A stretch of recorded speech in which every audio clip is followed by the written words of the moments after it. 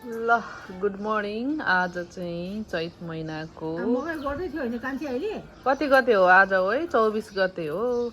अब चाहिँ गर्मी सुरु भयो सबैतिर। घाम हेर्नु होला कति धेरै सानो छ। अनि उता उता जानुहोस्, अब यता जानुहोस्।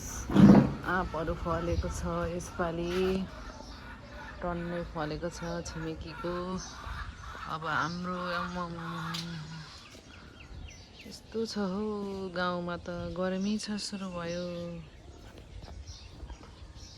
हाम्रो घरको फ्रन्ट साइडमा चाहिँ यस्तो भयो। अस्ति नै रोडहरू बनाइरहेको थियो नि त, अहिले त पुरै क्लियर रोडहरू सफा भएको छ है।